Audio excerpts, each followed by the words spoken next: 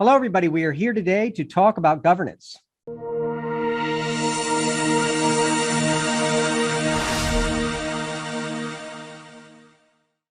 Hello, everybody. We are here today with Mike Hannan. He is the founder and principal consultant with Forteza Consulting. He's also a renegade thinker, and he's somebody who knows quite a lot about the subject of IT governance and project governance. And we're lucky to have him here today. I'm going to try to learn what I can from him.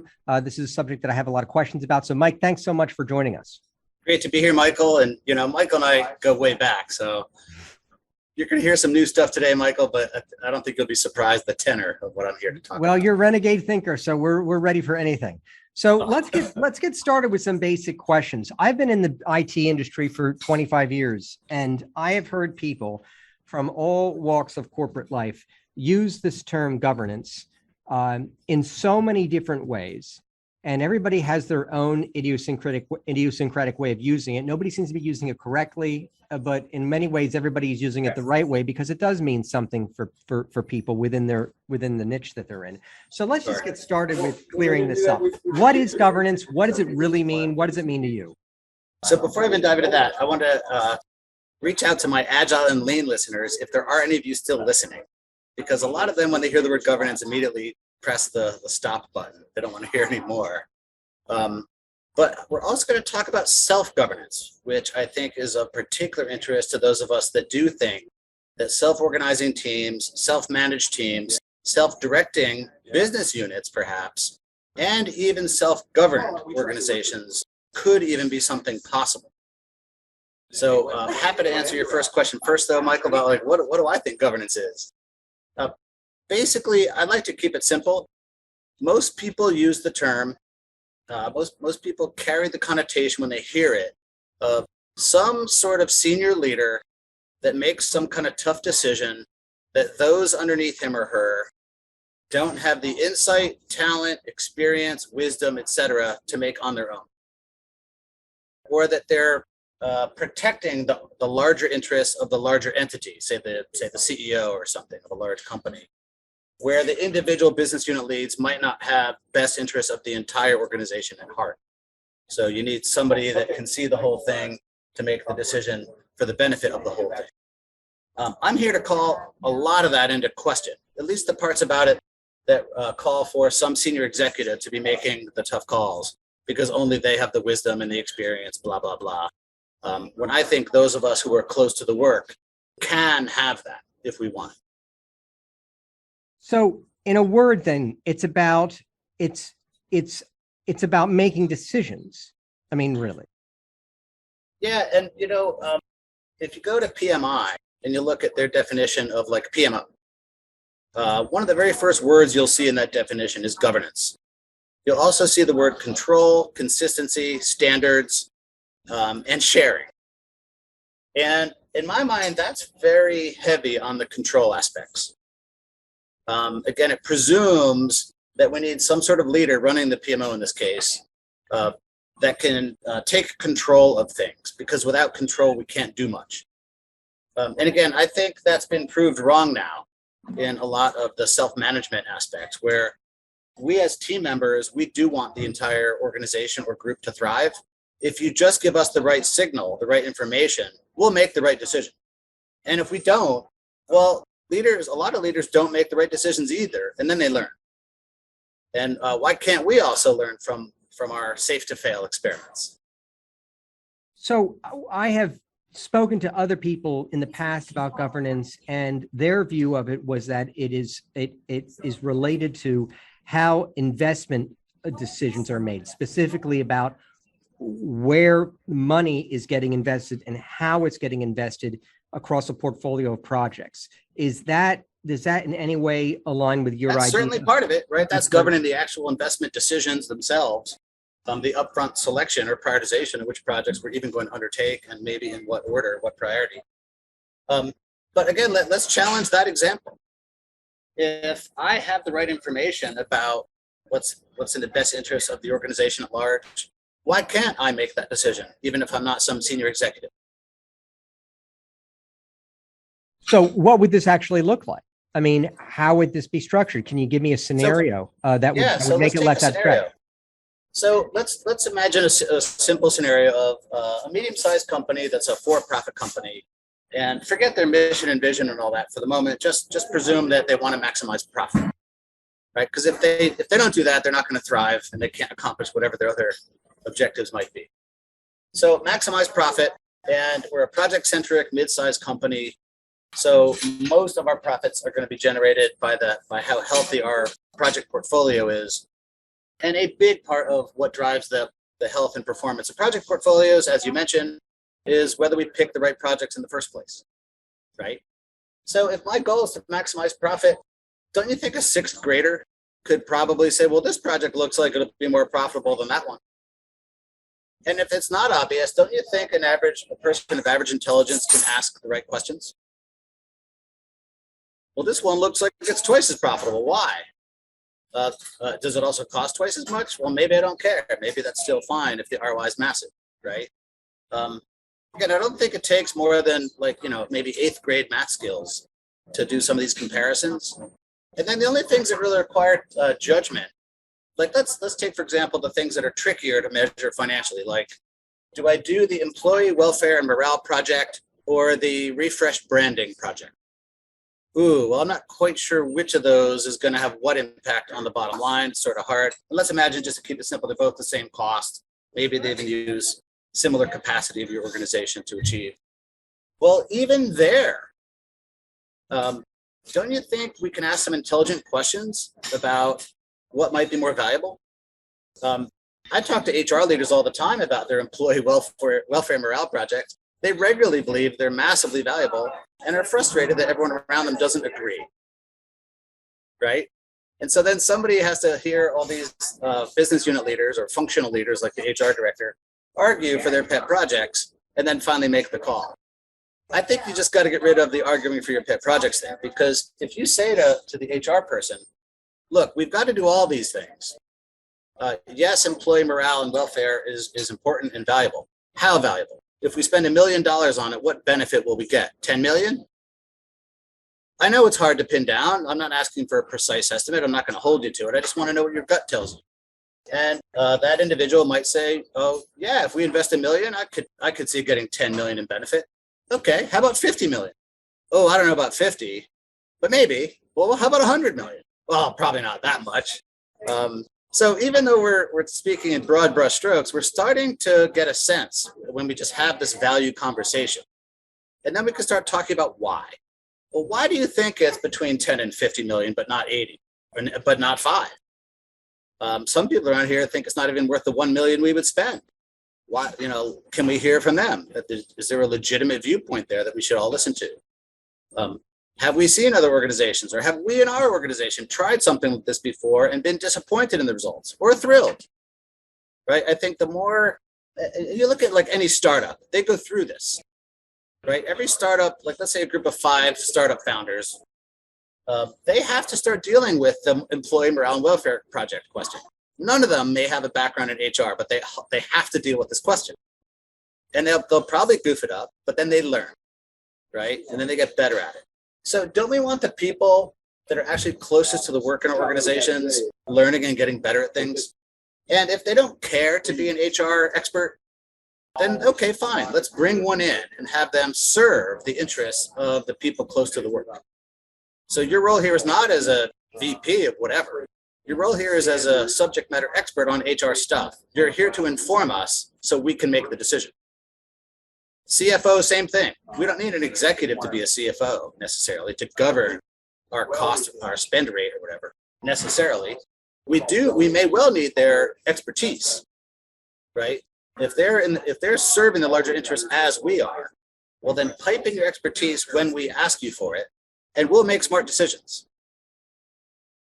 So who typically is in a typical organization or a typical kind of Fortune 1000, corporation, who is handling the IT governance? What part of the organization is making those decisions? Is it, it's somewhere. The traditional approach, of course, is some sort of CIO or chief projects officer under the CIO, or some sort of other PMO leader or portfolio leader that is overseeing the performance of that portfolio.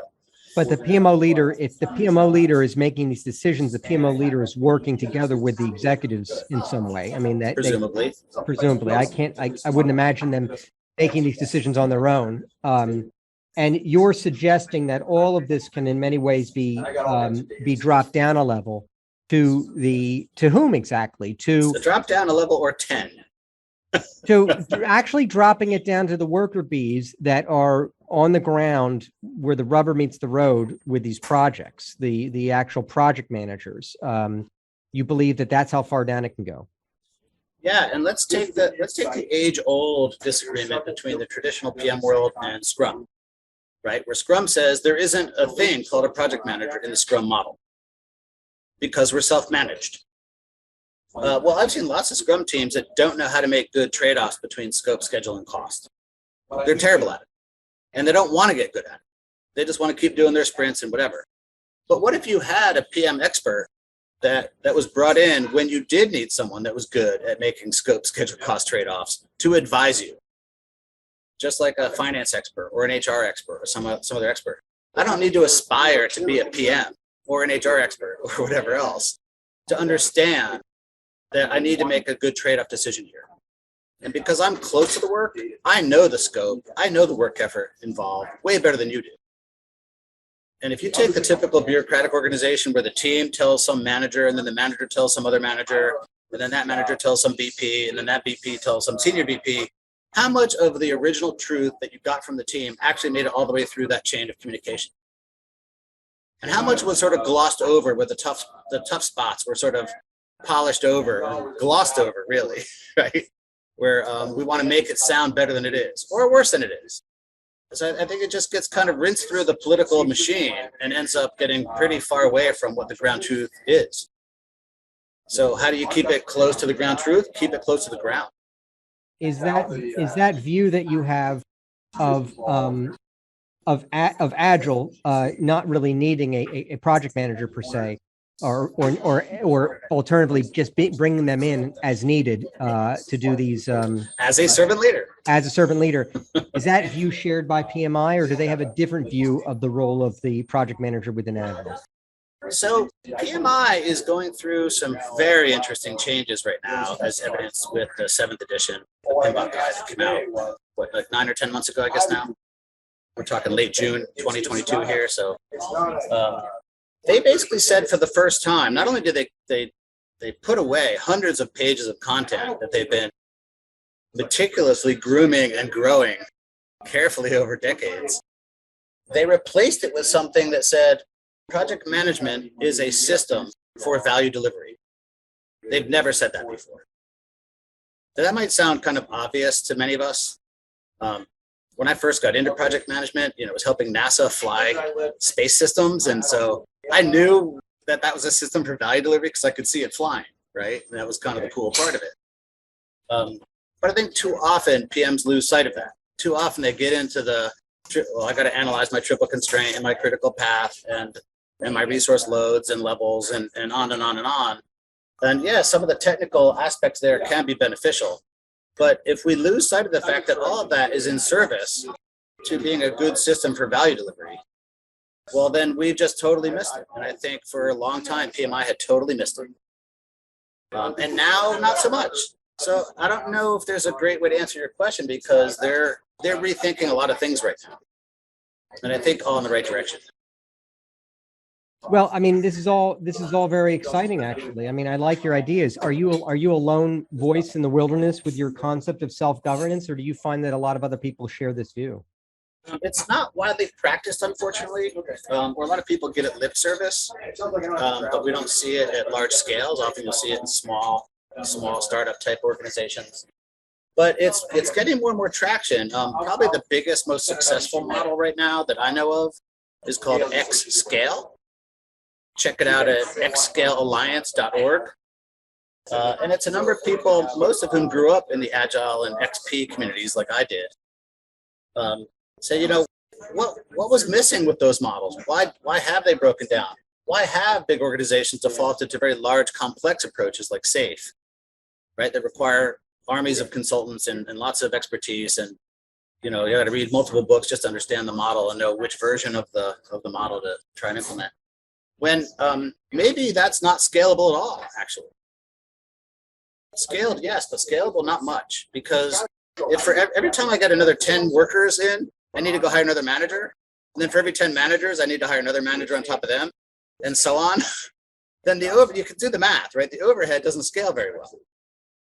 But if you can get self-governed teams that know how to stay coordinated with other value streams to drive the optimal organizational goals, with just a little bit of input from some of these experts that act as servant leaders, not as people with titles and big paychecks and things that don't scale well, right?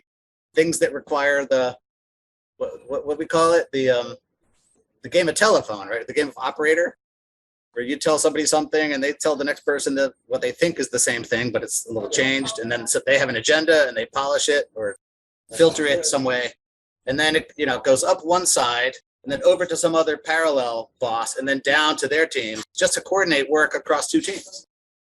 Well, I think the individuals on those teams could do that much simpler, faster, and smarter. What about education? I mean, is this self-governance so obvious and self-evident that the people that are asked to govern themselves would not require any particular training or education? I mean, there must be something that they need to know in order to sort of do this correctly, or perhaps there definitely are some guardrails and some techniques and some things that help quite a bit. I'll give an example. There's a notion called leadership as a service, or LAS. Right? Software as a service is SaaS, right? Leadership as a service, or LAS. To say, look, we have a tough decision to make. It requires, all say, 5 of us to make it. And we don't agree. So what do? Wait until consensus emerges? Bargain, compromise, cut deals. And in the past, we've said, well, let's just stick a boss on top of it, and the boss will decide, right? Well, what leadership as a service does is say, no, here's what we're going to do. The team already understands the framing, and if they don't, then somebody can step forward and frame the decision to be made and the time frame in which it needs to be made. So let's say it's really urgent, like this decision has to be made in the next 10 minutes, right? So the 4 of you will flip a coin or draw straws or some way to pick the leader, who's going to be the servant leader this time. And that leader's job is to listen to the debate across the other 4 people. If those 4 people come to unanimous agreement, then that's the decision, even if the leader disagrees. And then next time, maybe it's your turn, right? What if you can't develop unanimous consensus among the other 4 of us? Well, then you make the call, because the clock just ran out and we need a timely decision. We can't come to unanimity. So you're the servant leader this time. You get the experience. And if you make the wrong call, we're all going to learn. And we're all going to, as a group, get better and better at this as we rotate more and more around, take our turn. What about accountability? Is there any need to establish accountability for bad decisions? I think, have you ever been a part of, usually sports teams feel this more than most, but really any team, where you were totally self-organized, there was no coach or boss or anyone running you, and the team lost or underperformed what they thought they could? I don't know if I can find an analogy for that in my personal life. I run relay races still competitively. Well, not in the last couple of years, but and there's 4 guys, right, that run the race, and we're self-coached, we're self-organized. We disagree and we find a way to come to decisions. But the reality is, if we lose, well, then we all learn, and the accountability is on all of us. And you might say, well, but 3 guys set PRs that day, and it was just that one guy that showed up, hungover. Well, we all know that one, including that one guy, we all know what the biggest change is that has to happen here, right? You don't even have to have a meeting or conversation about it. It's obvious, right? And if that person doesn't change, guess what? Maybe you don't belong on this team. The other 3 of us are obviously killing it. You're not even pulling your weight. I think teams are much quicker to know and act on when a team member isn't doing their fair share than waiting for the boss to figure it out and solve it for them. What about how much resistance do you think you'll encounter to this with this idea? How much resistance is there? I encounter lots of resistance all the time. Resistance from upper management, resistance from the. There's a lot at stake, right? Like I don't want to lose my VP title and my paycheck. I mean, there's a lot of power. There's a lot of power in making these decisions, and absolutely, that's part of the job when you rise up to a certain level, and people enjoy that power, and that's being taken away from them. And so plus there's issues of, like I said, there's issues of classic accountability. And so I would imagine that would be an obstacle to seeing this broadly accepted within the. For sure.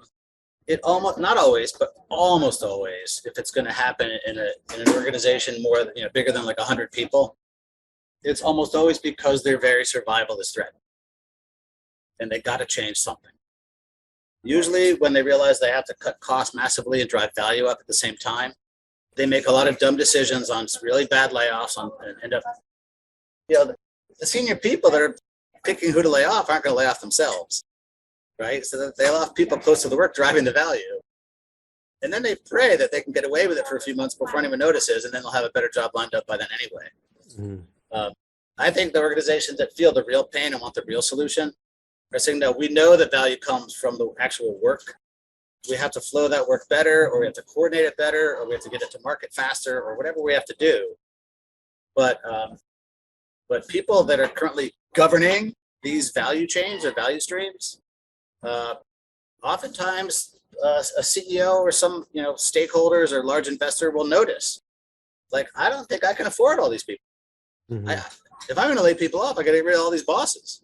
Mm-hmm. Right? So unfortunately, that can be often is a change driver. But I like to find the organizations that they were a 5-person startup, they grew to 50, now they're getting close to 100, and they're like, oh crap, how do we still scale this?